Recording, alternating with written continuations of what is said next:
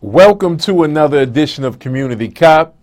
I'm your host for the day. My name is Michael Grays, co-founding member of 100 Blacks in Law Enforcement Who Care, and certainly as James Padnor said, this is the hour of truth and real talk. So this is where truth and real talk occurs. So welcome again, and certainly my three co-hosts on Community Cop assignment today, and certainly I would be remiss if I did not mention that certainly we still join in prayer for the passing of Julian's father, Mr. Harper.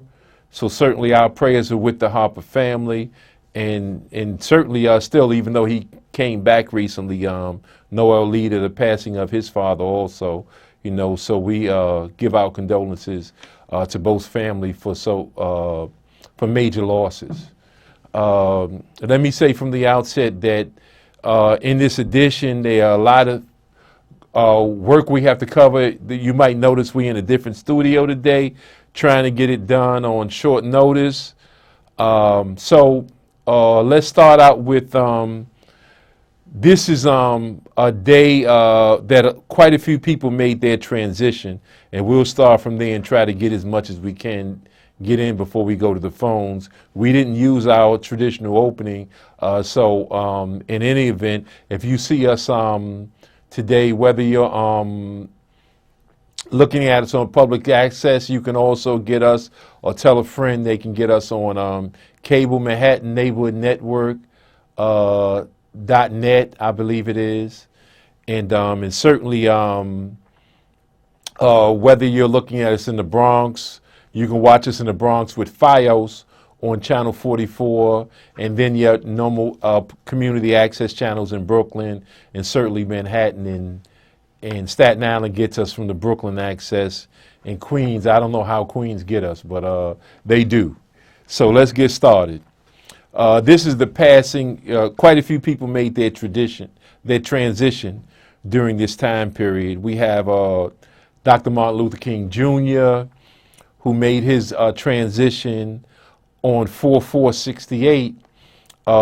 Certainly, it goes without saying that he was the voice of the civil rights movement, strong and upright, extremely courageous, and challenged a sitting president who he had worked with in the past, challenged him on the fundamentals of what the priorities of America was relative to spending money on an unjust war, or to refortify the cities that needed, the inner cities that needed certainly funding.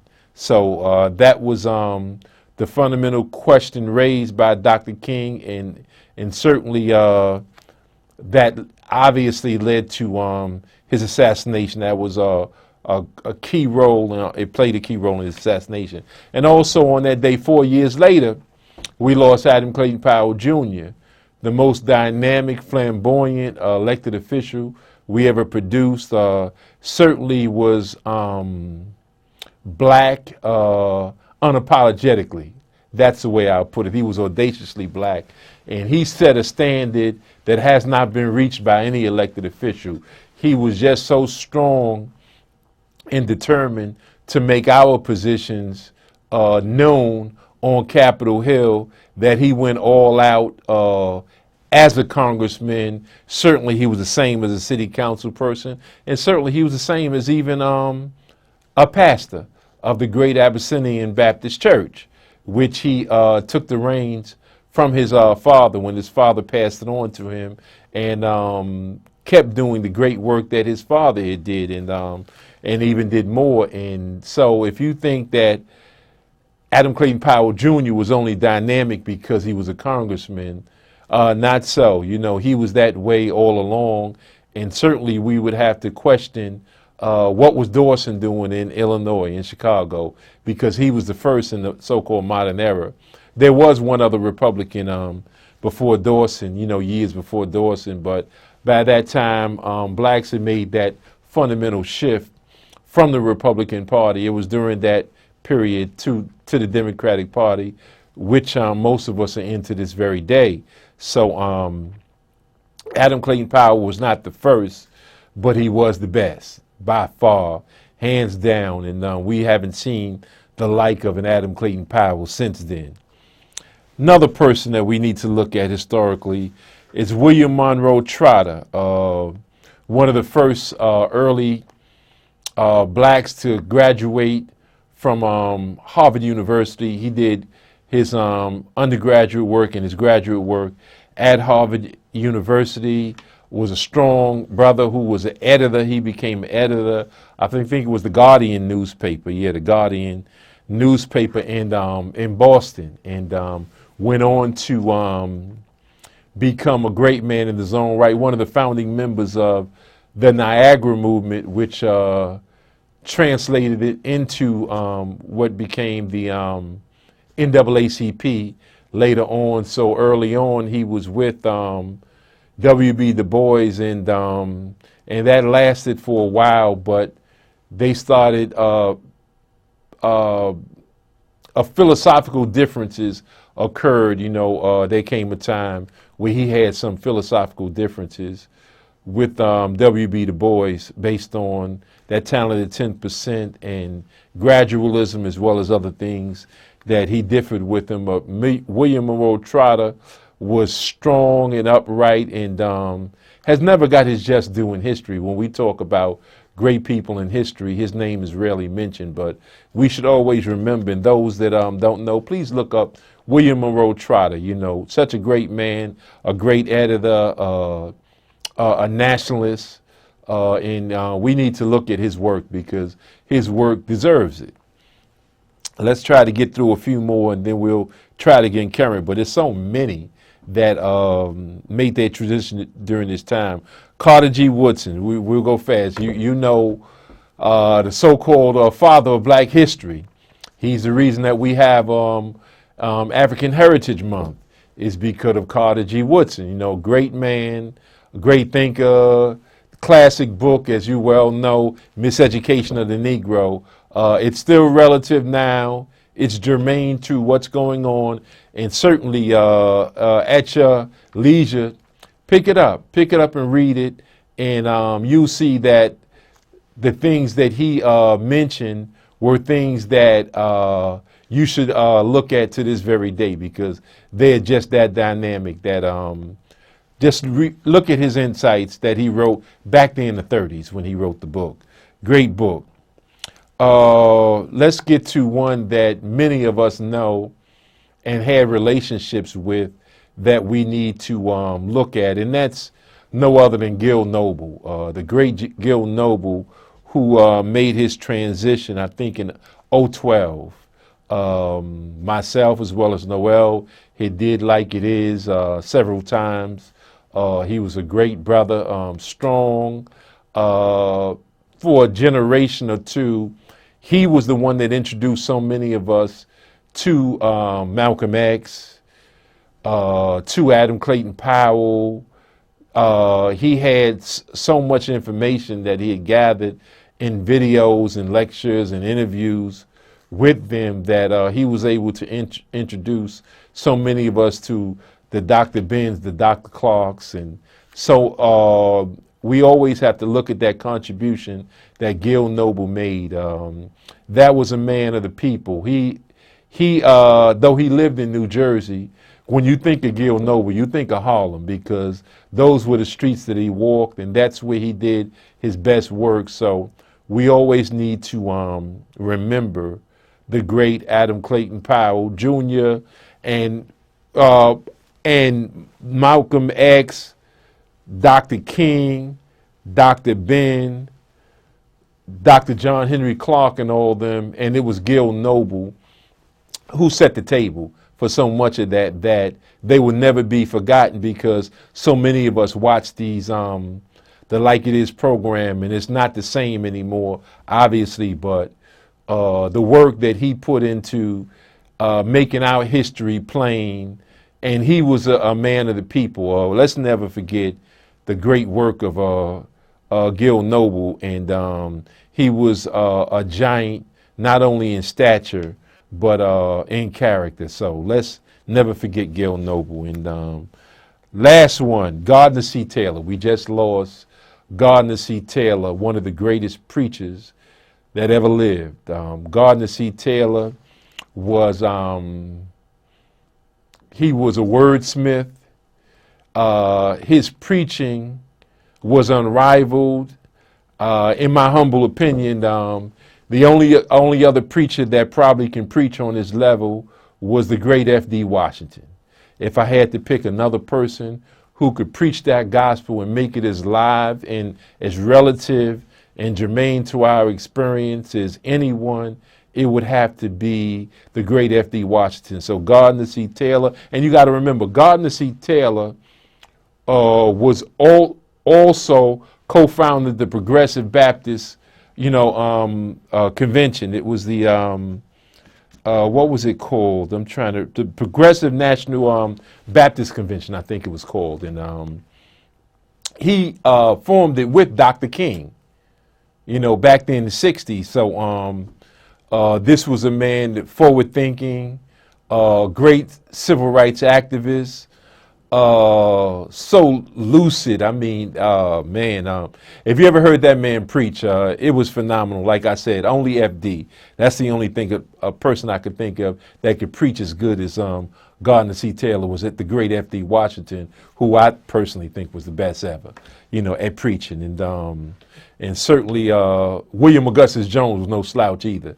So those are my top three in terms of preaching the gospel and making the Bible a relative book, and certainly you would have yours, who you would pick, who you think is the best, but those brothers laid it down. And, we certainly in these days that we need people who are morally upright and people that could preach that gospel and make the church more attractive to those who want to have a faith-based system, because some people think they're progressive because they operate without a faith base, and perhaps whether it's ancestors or whatever traditional African religions you choose.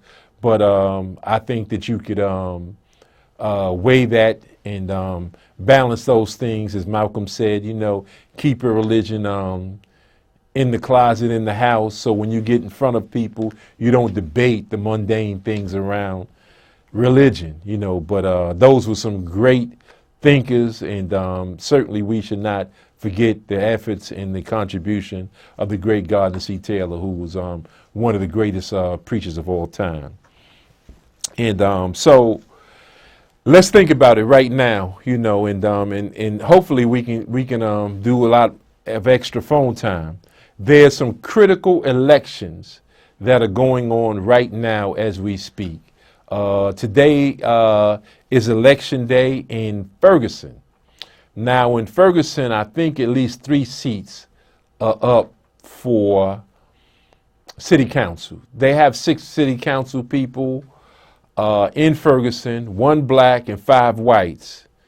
And I think through, if memory serves, through that system is how they get the manager, the city manager, I think, who was the real power person in Ferguson, as opposed to most cities where the mayor is that person. The city manager is the one that runs the engine in Ferguson. So that those 3 city council races that are open right now is critical, because with Ferguson's numbers, they should all unquestionably be black and hopefully conscious and aware and duty bound to our people.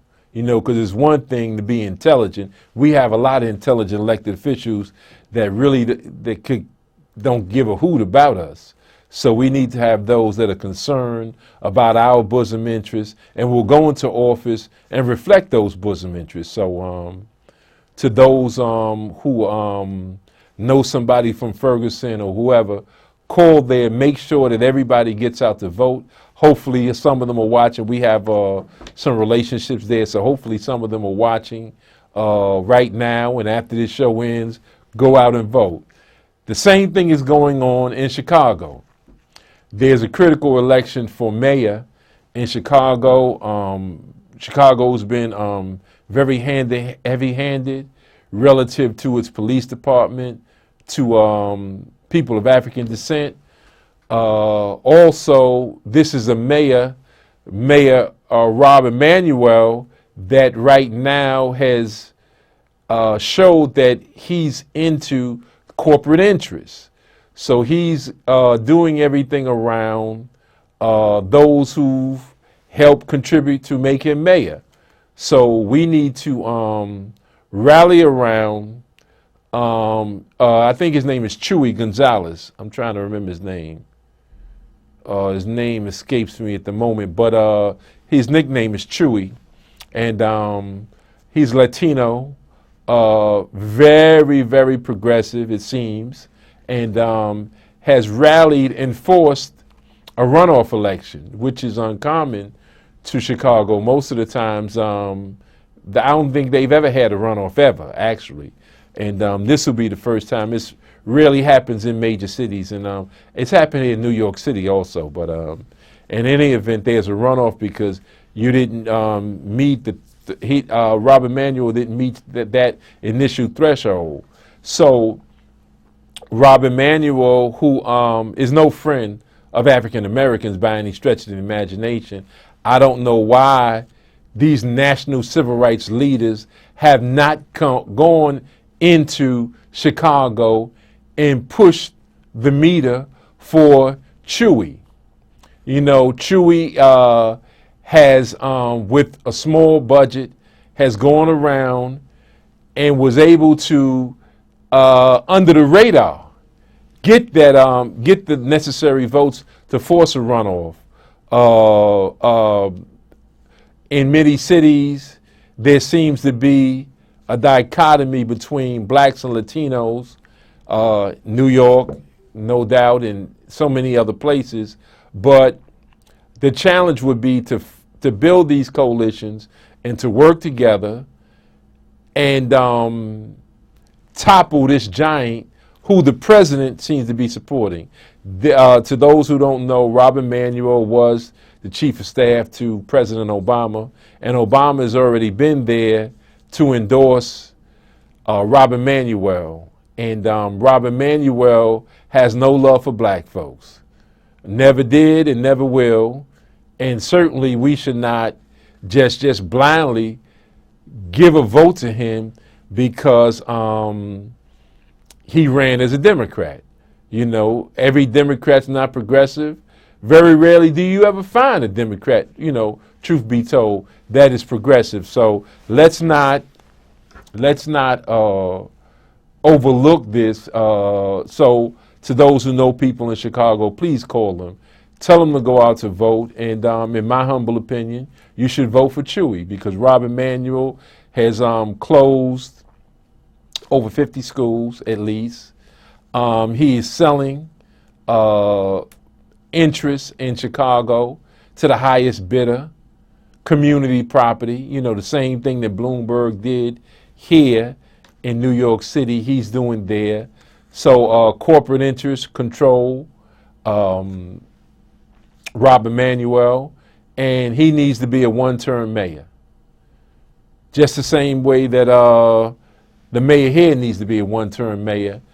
Rahm Emanuel needs to be a one-term mayor. He needs to pack his bags as soon as possible and leave Chicago and probably latch back on to whatever he can do wherever. But they need to send him packing out of Chicago. So let's be mindful of that. The next thing, the same way here, you have Mayor de Blasio, who's considered progressive. You know, Reverend Sharpton calls him the most progressive mayor in the last 50, 60 years. But he's only progressive if you compare him to Frank Rizzo of Philly.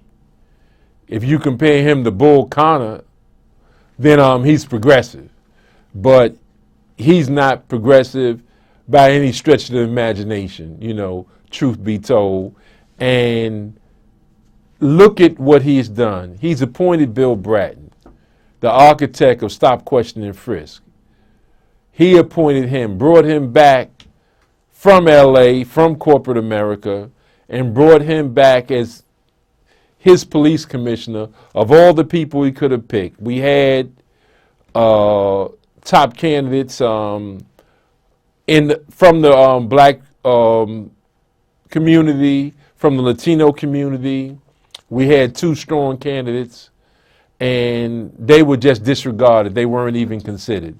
So we need to be mindful of that. Also, if he was so progressive, why did he just recently say that there will be no legislation, none now, and that's absolute, there will be no legislation geared around the illegal chokehold? This is what he said. It's not what I said. This is what he said, that he will veto anything, any legislation around the use of an illegal chokehold. So in terms of a penalty for a police officer that engages in a chokehold, he's against that, which shows you that he is totally caved in. If he wasn't on board before, which I think he was with the appointment of Bill Bratton, but if he wasn't, the police department has co-opted his authority. He is no longer in charge. The police department is a power unto itself, an entity unto itself. Consequently, he's doing everything possible to make Patrick Lynch his friend. And so that disrespect that they showed him has translated into the police department flexing its muscles in a way where now the police department's in charge.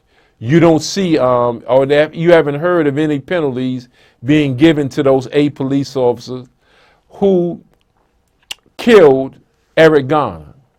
And I say killed instead of murdered because murder is more of a legal term, and they killed him.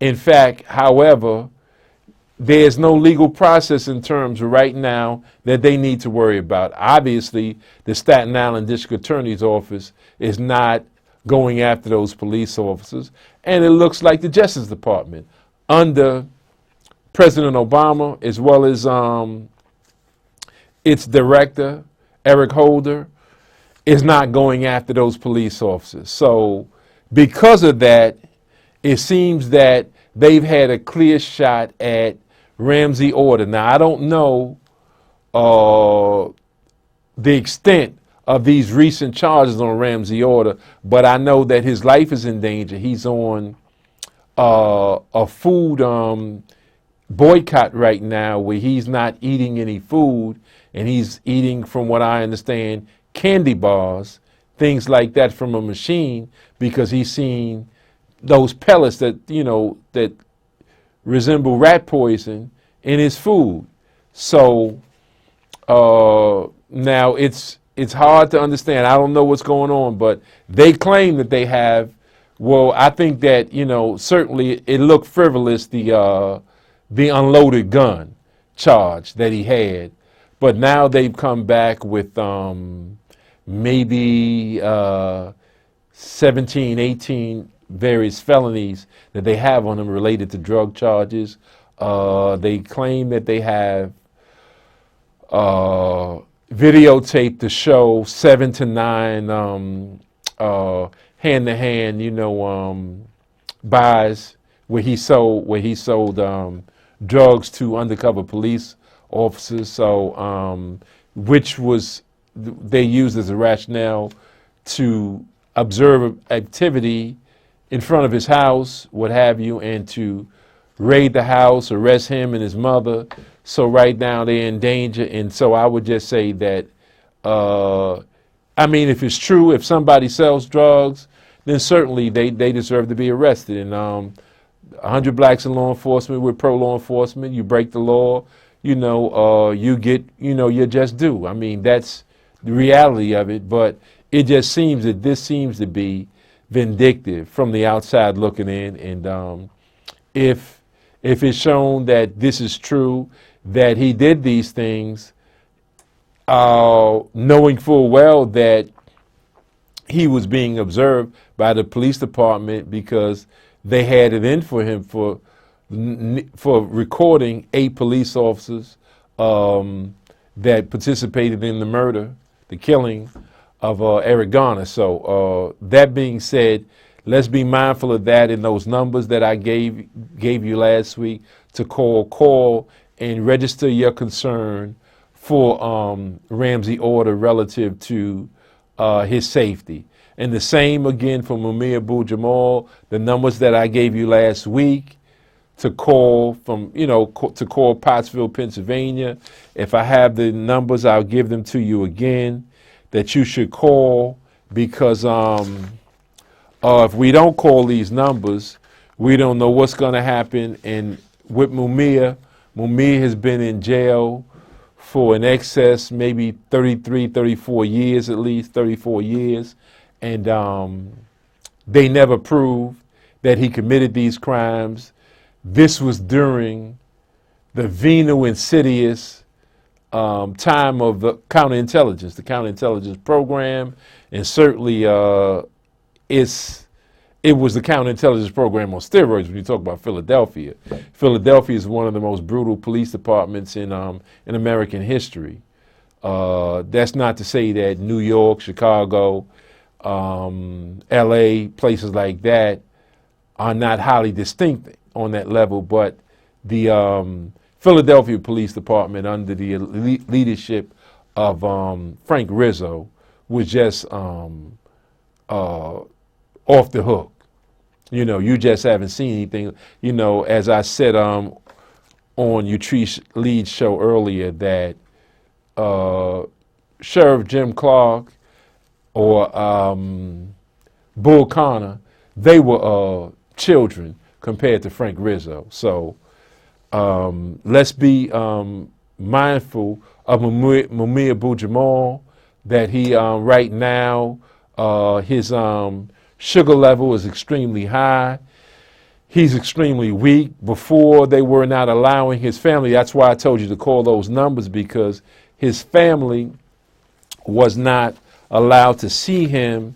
Consequently, when you don't have somebody checking on you when you're in jail, anything can happen to you. So let's keep those numbers and remain vigilant. If I see the numbers again, I'll call you.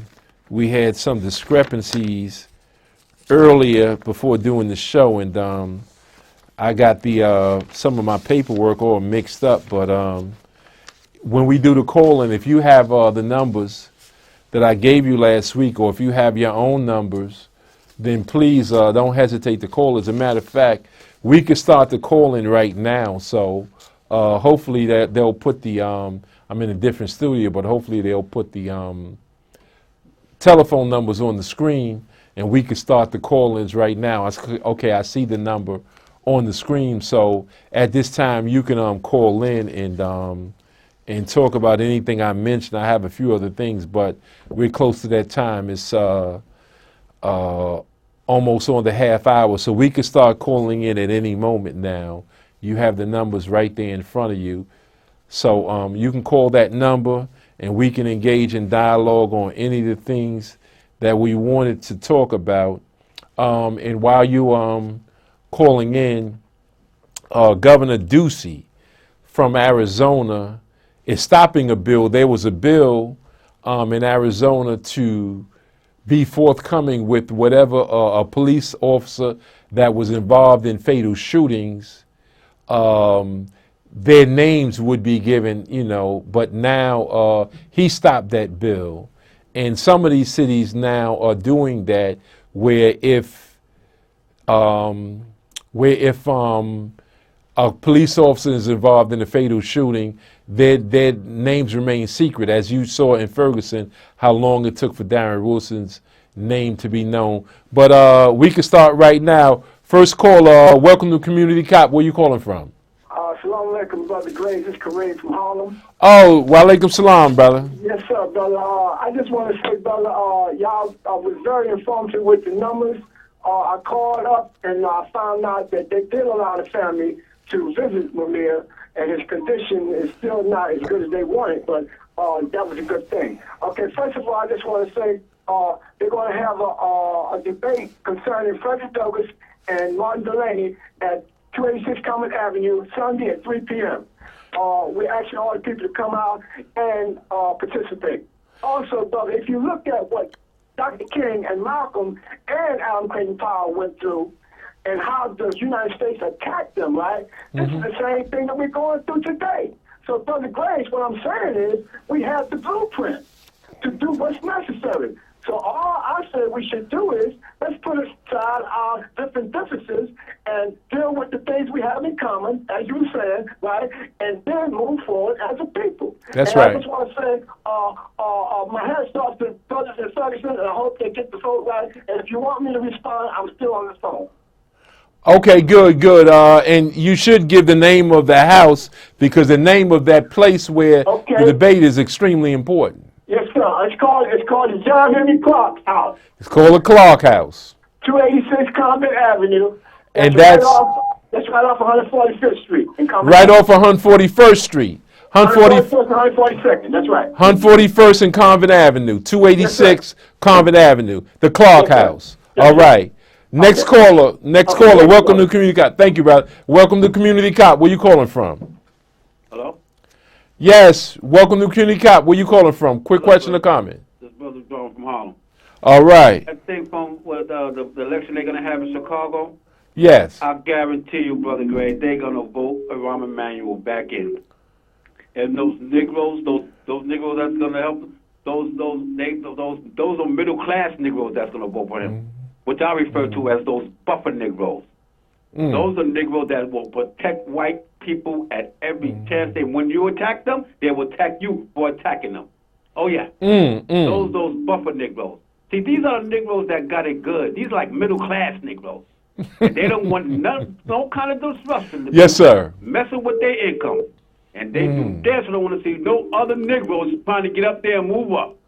And when they see anything like that coming around, they're going to do everything they can to stop it. Thank you, brother. And all these so-called national civil rights organizations, only Jesse Jackson has endorsed Brother Chewy. All these other ones are silent because they know that corporate interest is in trouble, and they know that their corporate sponsors are very mindful of them coming into Chicago. So all these civil rights, whether it was Reverend Sharpton, Jealous, all of them, Mark Murray, all of them, they're not coming into Chicago. They know full well that they should come in there and endorse Chewy, but they're not doing it. That's right. That's right. And I know, because see, you got a whole bunch of these buffer Negroes out here. Oh, yes, no doubt. You got the same niggas that's still in Harlem, down in Denver, that's giving Harlem to these gentrification, these gentrifiers. That's right. That's no doubt. Negroes. That's right. That's right. Thank you, brother. Okay, brother. Next caller, welcome to Community Cop. Where you calling from? Next caller, we're going to be patient with the callers because I'm in another studio, and we're going to try our best to get it done. But I'm getting the signal that there's a little discrepancy with the phone.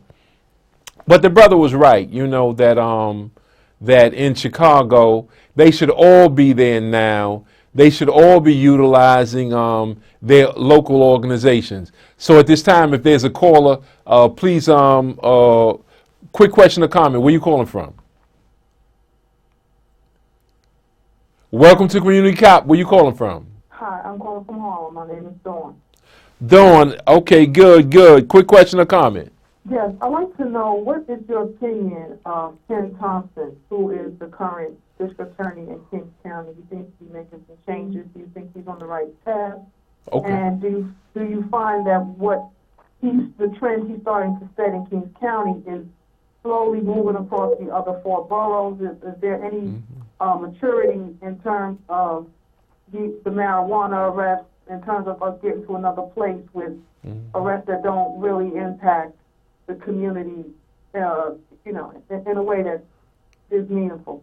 Well, sister, don't hang up. Let me just say for the record that that it is not seeping across to all the other district attorney's offices.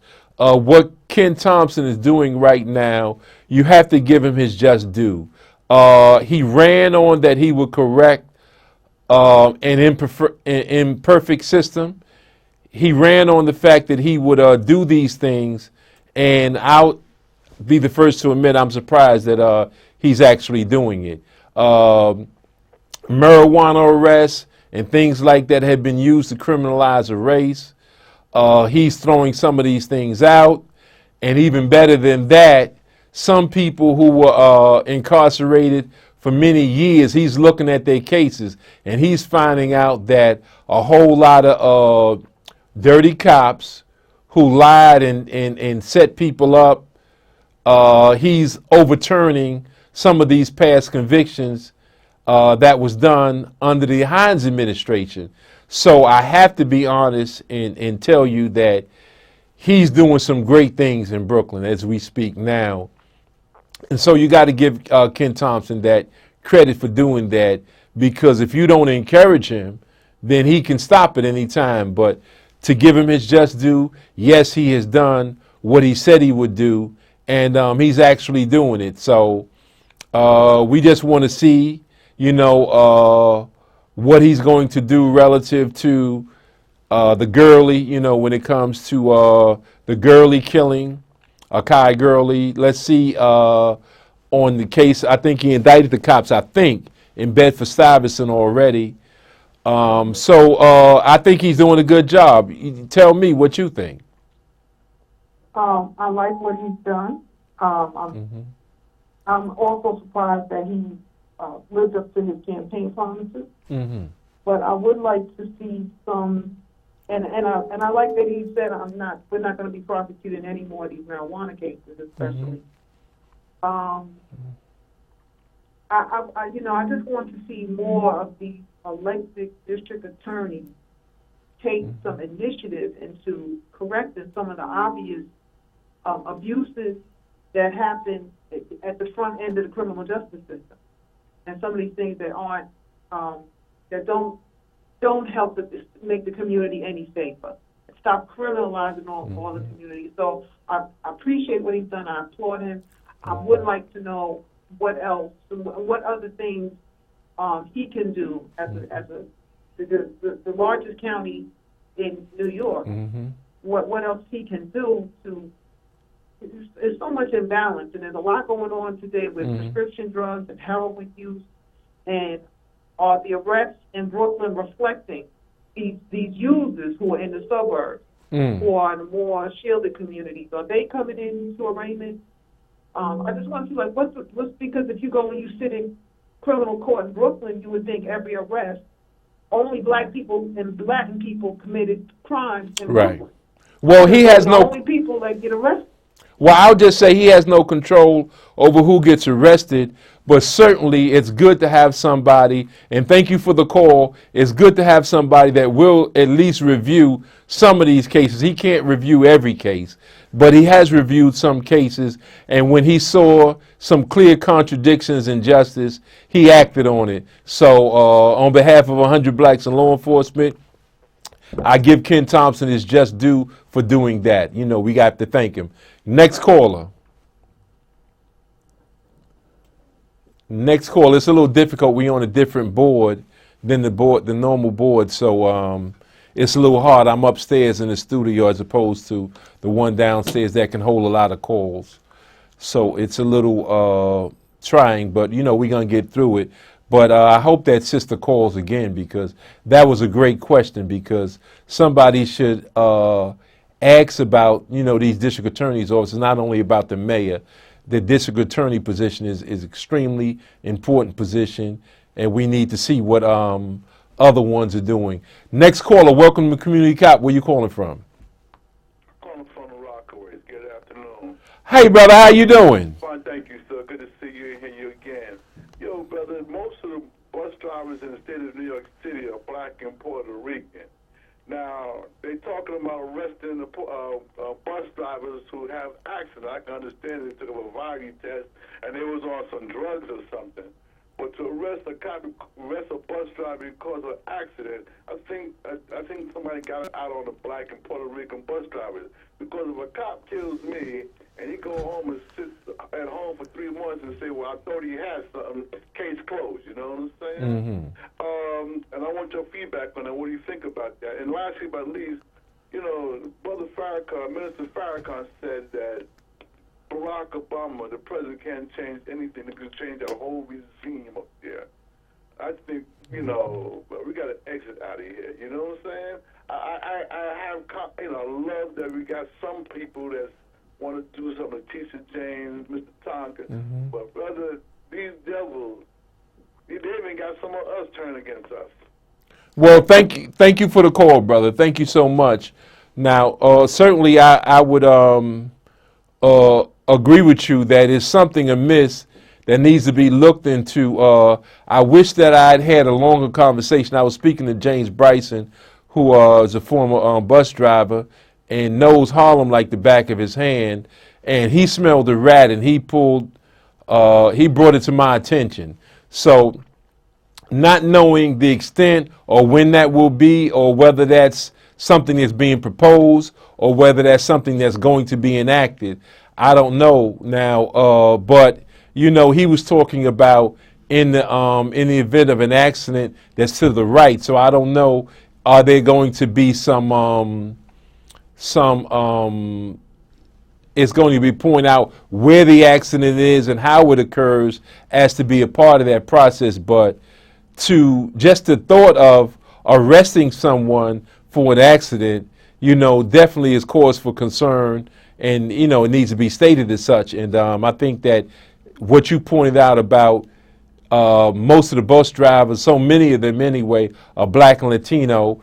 If anybody's going to be arrested, it's going to be them, because they're not going to arrest white people for having a car accident, a vehicle accident. That's not going to happen. And by the way, we missed you last week because your niece was outstanding in her lecture. Keisha Forrester was outstanding in her lecture on 100 years of lynching and more.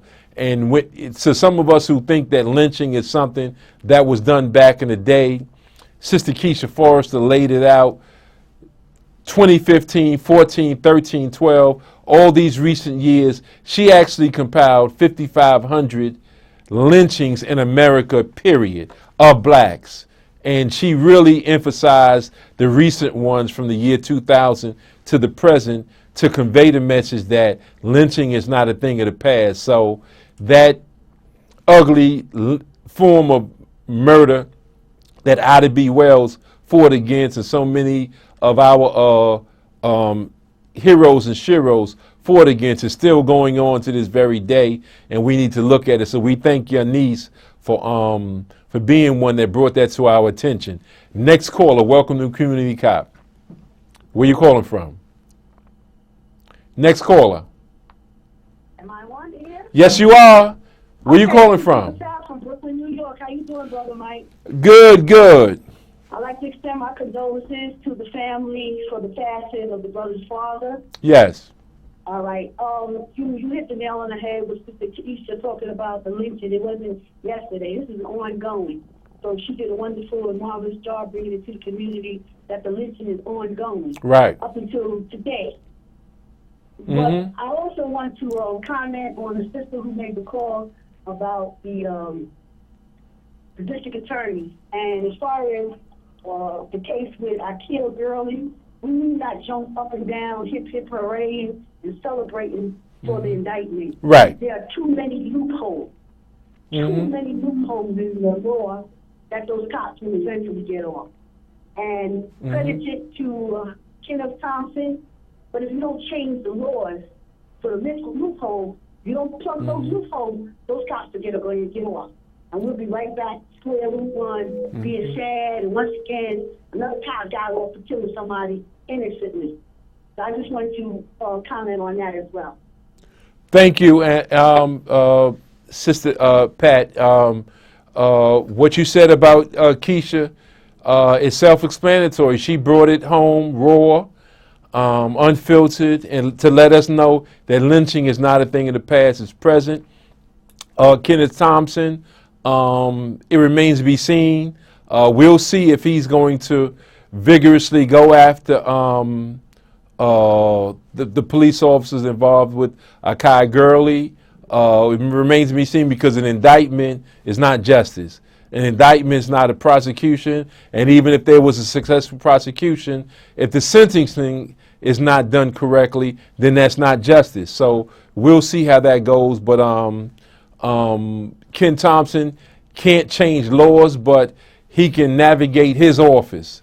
And this is why he's made it crystal clear that some lightweight marijuana charge, especially if it has nothing to do with sales, especially if it has nothing to do with selling to children or around a school, he's made that clear that he will view it another way if it's done to children. He will do it another way if it's done around public schools.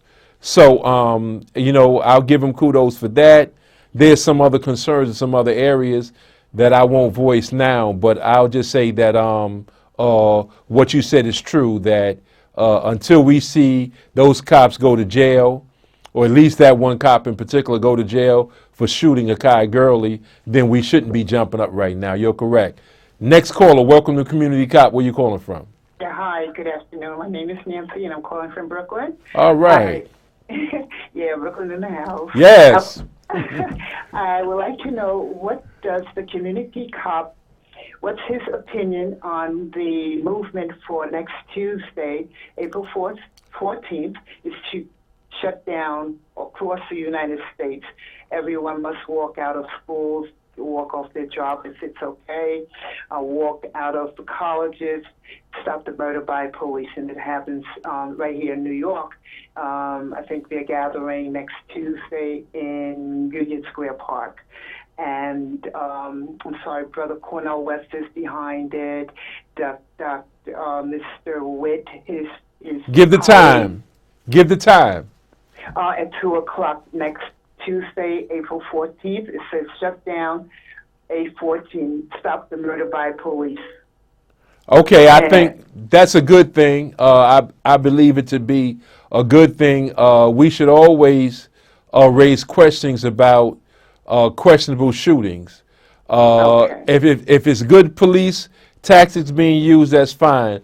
But what we saw in Inkster, Michigan, what I showed last week, that video, what we saw with Eric Garner, what we're seeing in some of these situations, the one in South Carolina at the gas station where the guy is begging for his life and he's being shot, and you see what happened with these texting with a job instrument, San Francisco, racist things, calling black people monkeys and all these other things that's going on in various police departments. So it shows you a certain attitude. It shows you contempt, hate, it's vetoing and insidious. So I think that it's a good thing to have these marches, but we need to organize with it. So please give the dates and times again for the march.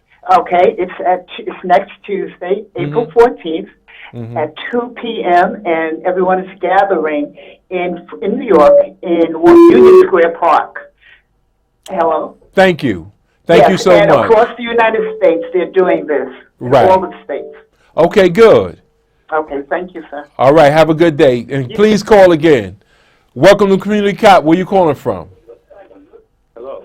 Yes, where you calling from? Yeah, I'm calling out of Brooklyn right now. Okay, good. So basically, you know what I'm saying, I'm hearing you talk some positive stuff right now, but you got to recognize to realize that in today's society, you know what I'm saying, if you have seen 12 years of slavery, you could see that that's happening today. And being that right now they want the so-called gentrification thing to persist and push us out of our situation, where we live. So right now, I'm asking myself, how do we perceive ourselves in a society that sees a black man as a man and not just as a cop? Well, I don't think that certainly police departments don't look at us as men.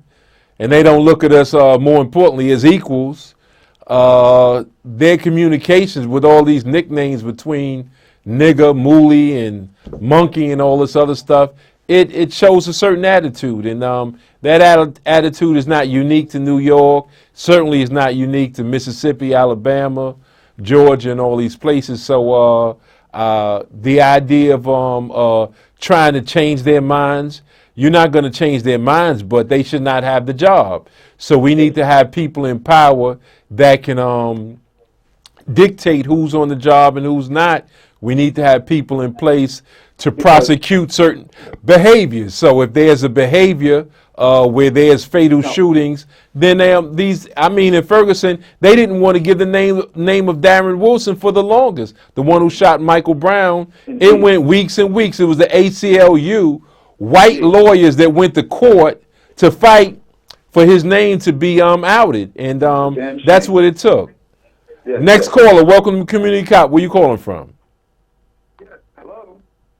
Next caller, you're on Community Cop. Where you calling from? Good afternoon. This is John from Brooklyn. Oh, good. Okay. Yes, my comment is there's a annual event that happens in New York City every year called Buildings NY. And every time I attend, I notice the black community doesn't seem to participate largely in this event, where a lot of contractors, all kinds of businesses network in New York City for all these building type of opportunities. Okay, can you make your point, please? What's your point? The point is, I like to share that website, and the next annual event is April 28th, 29th at the Jacob Javits Center, and Okay. people can sign up if they want to attend a network to get jobs. And what's the name of the organization? www.buildingsny.com. Okay, thank you very much. You're welcome. Bye-bye. Okay, is there another call on the line? We seem to be having trouble with the phones. Well, okay, thank you. Well, what we have, you just have to remember that so many calls today was around the whole thinking around police brutality. We have a system that's in place, that's structured. This system has been around most cases in most cities over 100, 150 years. You have police departments that are entrenched. You have district attorney offices that are entrenched. You have public policy that's entrenched. So when you ask how can it change, it takes so many different levels to attack it. But one way we need to understand is that we have to be organized. If we are not organized, then we will always be in a position, in a prone position to be attacked. So if we continue to squabble and fight over little things, if we continue to major in minor, we're going to be in trouble. Right now, in 2015, this is the largest, according to the numbers, amount of unarmed blacks who've been killed by the police nationwide. Now, Philadelphia might lead the list as of right now, but all of the major police departments should give accurate numbers relative to what is going on in their particular city. They're not doing that, and they're not doing that for a practical reason. They've never had to. No federal government, no Department of Justice, no sitting president has ever demanded that major police departments or smaller police departments give up their numbers relative to unarmed fatal shootings, the disparate treatment, whether it's with summons, arrests, what have you. Those numbers were never demanded that they give those type of numbers up, so they never had to. And for President Obama to put forth a task force that's supposedly recommending things like get out of the car and speak to people, say hi to them, befriend them. That's just lightweight nonsense. It's word noise that the president is giving you to make you feel that he's concerned. If this was going on in the Jewish community, Italian community, Irish community, something would be done. But since it's primarily happening to, first and foremost, to African Americans, and then it's happening to Latinos, there's no clarion call out. There's no real alarm, because we know full well that had it been these other communities, obviously they would be out in the street, but their elected officials would do something about it. You know, here in New York State years ago, when Italians were dropping out of high school, at what Governor Cuomo, and I'm not talking about Andrew Cuomo, I'm talking about Mario Cuomo, he considered it an alarming rate, the amount of dropouts they had. Him and his wife, Matilda, enacted programs to get Italians back in the school, more interested into their own personal education. Here we have blacks being killed, being choked, being shot. We have black women being raped. We have young women who are lost, and there's no alarm that goes out when they're lost, when they disappeared and they can't be found. And yet our elected officials are acting like everything is all right. Long as they keep getting paid, long as they keep getting reelected, they're not going to do anything. It's high time that we took our rightful place and we get rid of all of these gatekeepers that are misinforming us, that are misleading us, that Malcolm said that are only there to contain us. Malcolm described it in the Message to the Grassroots, I think one of his best speeches. He talked about that black leaders historically contain us, and we have to stop that. So let me just say on behalf of Community Cop that, again, our condolences go out to the father of Julian Harper, Julian Harper Sr., Julian Henry Harper Sr., as well as to Noel and his father, Noel Leader, and their passing. I miss them, and we look forward to having them back. Certainly, we want to wish Godspeed to Sheila, who's sick, Nat, who's a little under the weather, and we want to thank Freddie and Michael for helping out today. Thank all y'all for tuning in. Next week, tomorrow night at United African Movement, we have Professor Griff and Sister Zaza. Professor Griff, 1061 Atlantic Avenue, and Sister Zaza, peace.